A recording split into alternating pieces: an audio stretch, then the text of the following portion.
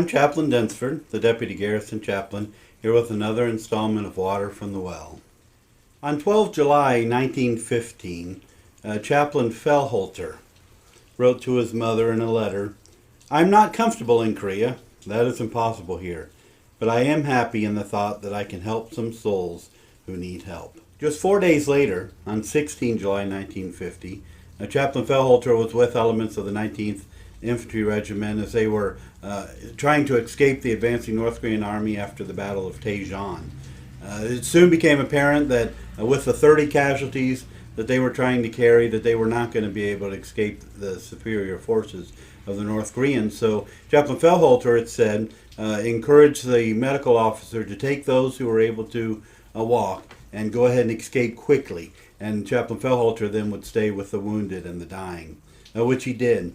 Some of the reports showed that soon after the walking were able to get away from the North Koreans, some looked back and they saw the North Koreans overran those wounded, including Chaplain Felhoelter, who was there ministering to them, and they saw them just brutally kill them all, the wounded and Chaplain Felhoelter, as he was ministering to them. It's important to note also that Chaplain Felhoelter, this being the early days of the war, was the first chaplain casualty during the Korean conflict. The first one to die. There would be, I think, 6 chaplains who would die in the first month of the Korean War, many others in the course of it. But Chaplain Felhoelter holds that distinction. But not just the distinction of being the first, but the being one who died ministering to others. Later, Chaplain Felhoelter was to receive posthumously the Distinguished Service Cross. And the citation for that award reads like this.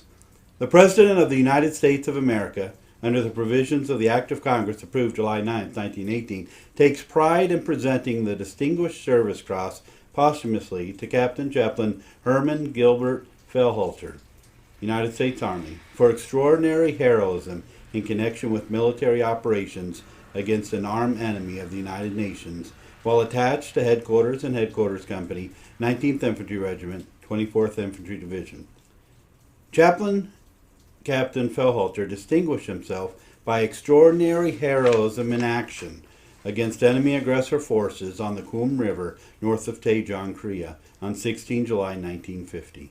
When seriously wounded men of the 19th Infantry could not be evacuated in the face of an overwhelming night attack by superior enemy forces who would cut off the main route of withdrawal, Chaplain Felhoelter, without regard for his own personal safety, voluntarily remained behind to give his wounded comrades spiritual comfort and aid.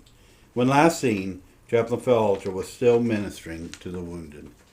We can look at Chaplain Felhoelter's story as we can many others, particularly chaplains who would stay behind to care for the wounded, the dying, who would sacrifice their own safety to minister to those who were in harm's way, who were wounded on the battlefield, who were even taken prisoners of war. And we see in Chaplain Felhoelter's story, as we do with most of these others, most of the core values that the Army now says are important for us. We can see loyalty, duty, respect, selfless service, honor, integrity, and personal courage. As Chaplain Felhoelter chose to stay behind, probably knowing that the North Koreans would not permit them to live, or at least not to live in peace.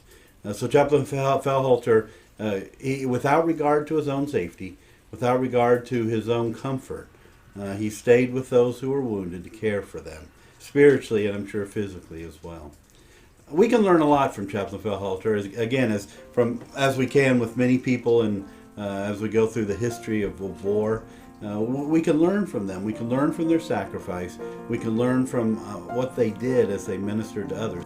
Whether you're a chaplain or whether you're a layman, whether you're a soldier, whether you're a family member, you can minister to others. You can help others. You can help to take care of others. You can seek to provide for others, regardless of their faith, regardless of their status, regardless of their health, whether they're wounded, whether they're well.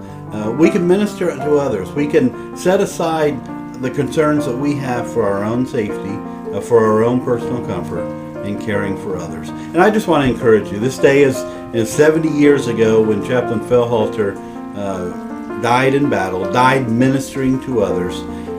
I encourage you to follow his example, to care for others, to not worry about your own safety or comfort, but to do those things that are right, to do those things that will help to relieve the suffering of others, the pain of others, to do those things that are pleasing in God's sight. God bless you. Have a great day.